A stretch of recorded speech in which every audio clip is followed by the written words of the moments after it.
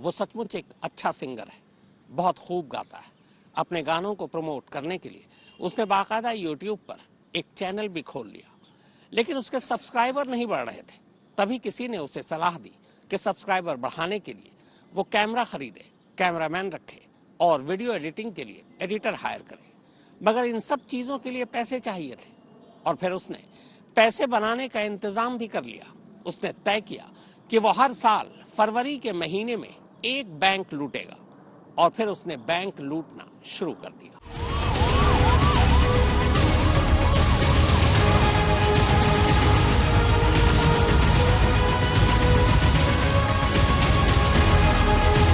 वैसे सिर्फ फैंस ही क्यों, खुद भरतलाल मीणा के घर वालों को भी उसकी खूबसूरत जिंदगी के पीछे छुपी इस स्याह हकीकत का पता नहीं था।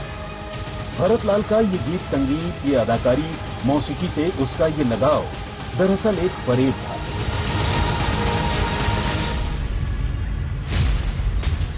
और भरत असल में एक छटा हुआ डकैत या फिर यूं कहें कि बैंक रॉबर था। एक ऐसा बैंक लुटेरा जो हर साल किसी नए बैंक को टारगेट करता, वहां से माल लूटता और फिर सोशल मीडिया की आभासी दुनिया में अपने ख्वाबों को सच करने निकल जाता।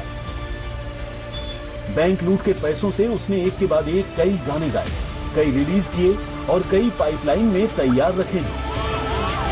लेकिन इससे पहले कि वो सचमुच एक बड़ा सितारा बन पाता, एक रोज उसकी सच्चाई दुनिया के सामने आई। राजस्थान के एक छटे हुए बैंक रॉबर की ये कहानी अपने आप में इतनी तिलस्मी है कि खुद पुलिस वाले भी अब हैरान हैं।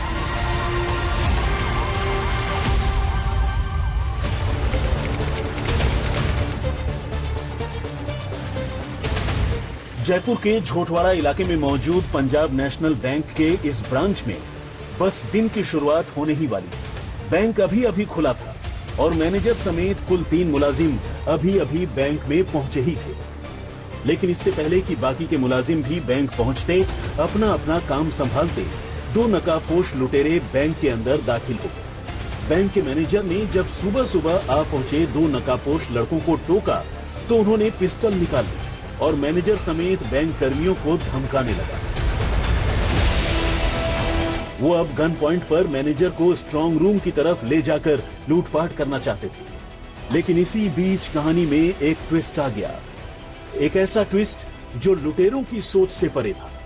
अभी दोनों लुटेरे लूटपाट में लगे ही थे कि तभी बैंक के कैशियर नरेंद्र सिंह शेखावत मौके पर पहुंच गए और उन्होंने दोनों लुटेरों को अकेले दबोच लिया। दोनों को जान के लाले पड़ गए। बैंक के बाहर भीड़ इकट्ठी होने लगी।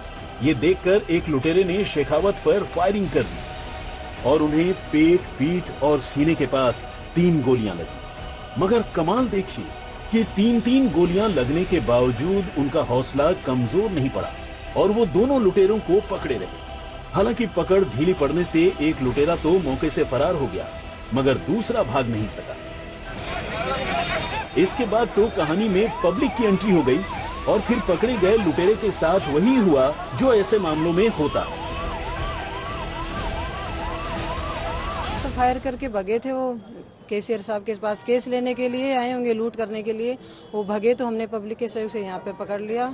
आए कैसे थे, स्टार्टिंग से बताया किस तरह से आए थे और किस तरह से आपने मतलब? आने का मुझे नहीं पता, आए वो कैसे मुझे नहीं पता। जाने का उसको पकड़ के मैंने उसको सुरक्षित रखा जब तक हमारी चेतक और स्टाफ नहीं आया तब तक। फिर जैसे हमारी पीसीआर आई, 112 ER आई तो हमने उसको गाड़ी में बैठा के सुरक्षित भिजवा दिया। उस दौरान मुझे थोड़ी चोट लगी, 2-4 पब्लिक के गुत्थम गुत्ती की, उसको मार ली। उसको मुझे बचाना जरूरी था तो मेरे 1-2 किसी ने मंगरू में पीठ में दी, एक सर पे चोट लगी जो थोड़ा वो बम्बोला सा हो रखा है। आपने कैशियर को बचाया? उसको, अपराधी को वो भग रहा था ना तो उसको फिर पकड़ा हमने, पकड़ के वहां पे बांध लिया रस्सी से। तभी जब मौके का निरीक्षण किया उसमें फुटेजेस देखने पर ये स्पष्ट हुआ है कि 2 संदिग्ध व्यक्ति हैं जो करीब 9:45 के आसपास बैंक में एंटर करते हैं और गन पॉइंट पर लूट का प्रयास कर रहे थे। उसी दौरान बैंक के कैशियर के साथ उनकी झड़प होती है। बैंक का कैशियर उनको पकड़ लेता है, एक आरोपी को। उस दौरान में बेसिकली वो बच करके भागने के लिए उन्होंने कैशियर को गोली मारी है, जिसके स्टमक में गोली लगी है, जो उपचाराधीन है। एक आरोपी को पुलिस के स्टाफ के जनता के सहयोग से मौके पकड़ लिया, दूसरे की पहचान करिए जिसके लिए टीमें काम कर रही है डीसीपी साहब के नेतृत्व में। जब भी लूट का अंत होता है तो डेफिनेटली पहले रेकी की जाती है उन समस्त बिंदुओं का भी अनुसंधान में क्लियर करेगी पुलिस। बैंक में लूट की नाकाम कोशिश के बाद भीड़ बेहद गुस्सा गई थी और जिस तरह से आरोपी भीड़ के हत्थे चढ़ गया, भीड़ ने उसकी बुरी तरह से धुनाई भी कर दी। इस पूरे वाकयात में पुलिस की अहम भूमिका रही। अगर झोटवाड़ा पुलिस थाने के हेड कांस्टेबल करतार सिंह मौके पर नहीं होते तो शायद एक भयावह स्थिति पैदा हो जाती। जल्द ही ये पता चल गया कि पकड़ा गया लुटेरा भरत सिंह मीणा है, जबकि भागने में कामयाब हो चुका दूसरा लुटेरा उसका मौसेरा भाई मनोज मीणा। लेकिन इसके बाद इन लुटेरों की जो सच्चाई सामने आई उसे जानकर लोग हैरत में पड़ गए। ये लुटेरे सिर्फ खजाना लूटते थे। जी हां, खजाना यानी बैंक, और वो भी साल में सिर्फ एक बार। इन लुटेरे भाइयों की इस अनोखी मोडस ऑपरेंडी के बारे में बात करेंगे, लेकिन पहले एक सिंगर के लुटेरा बनने की असली कहानी जान ली। भरतलाल मीणा लुटेरा होने के साथ साथ एक अच्छा सिंगर भी है, और तो और उसने जयपुर से ही संगीत की शिक्षा भी ली है। खुद मीणा को भी अपने इस टैलेंट पर पूरा यकीन है, इसीलिए उसने अब से 2 साल पहले यानी 2022 में न्यारो राजस्थान ऑफिशियल के नाम से एक यूट्यूब चैनल की शुरुआत की। मगर लाख कोशिश करने के बावजूद भरत का चैनल उस तरह ग्रो नहीं कर पा रहा था जैसा वो चाहता था। भरत के चैनल पर सिर्फ 1700 सब्सक्राइबर हैं।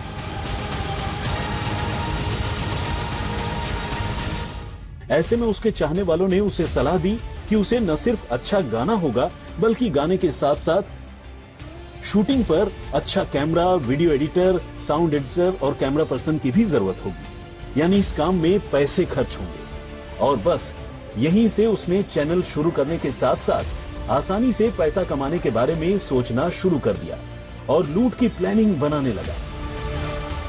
इसके बाद उसने पहली लूट 8 फरवरी 2022 को विधायकपुरी थाना इलाके में मौजूद एक बैंक में की, जहां उसने अपने साथियों के साथ 15,30,000 रुपए लूटे। इसके बाद भरत और उसके गैंग ने अगली लूट 6 मार्च 2023 को अजमेर रोड पर मौजूद इंडियन ओवरसीज बैंक में की, जहां से उन्होंने 10,73,000 रुपए लूटे।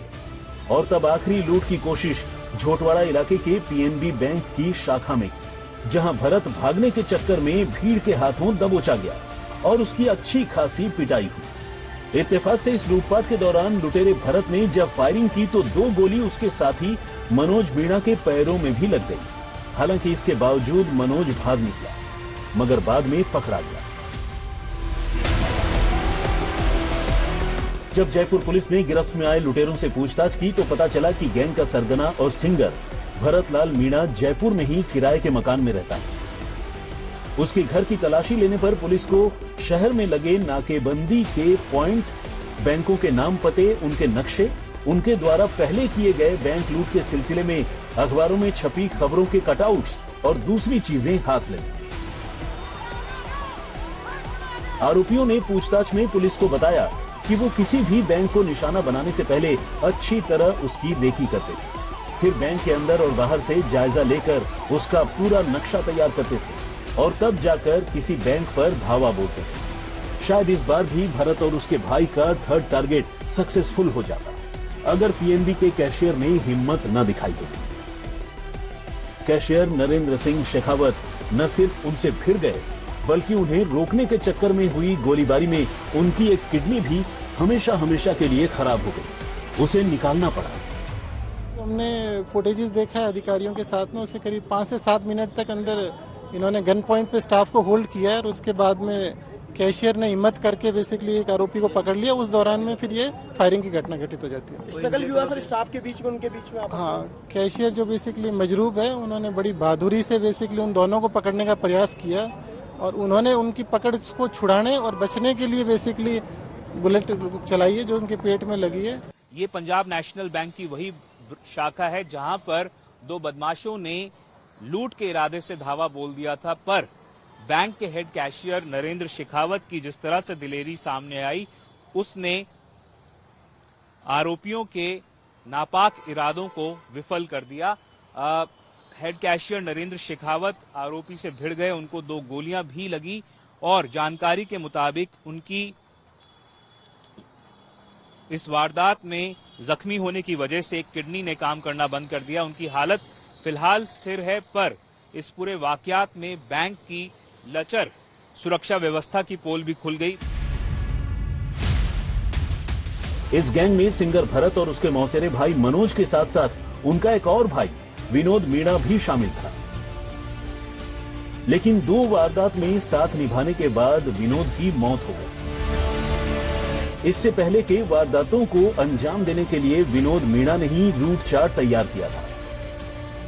पुलिस को सर्च में विनोद मीणा के बैंक लूट की प्लानिंग के हाथों से लिखे दस्तावेज मिले। आरोपी वारदात के बाद मौके से कर्मचारियों की गाड़ी लेकर फरार हो जाते थे और हर 5 किलोमीटर पर गाड़ी, कपड़े और अपना हुलिया बदल लेते थे। आरोपी लूट के पैसों से मौज मस्ती करते थे। इन लुटेरों ने पहले की गई बैंक लूट के रुपयों से ही कार खरीदी थी और जयपुर शहर के सिविल लाइंस एरिया में मकान किराए पर लिया था। पुलिस ने अब इन लुटेरों की गिरफ्तारी के बाद उनके कब्जे से लूट के रुपयों से खरीदी गई गाड़ी समेत कई दूसरी कीमती चीजें बरामद की हैं। शरद कुमार के साथ देवांकुर वधावन, जयपुर, आज तक।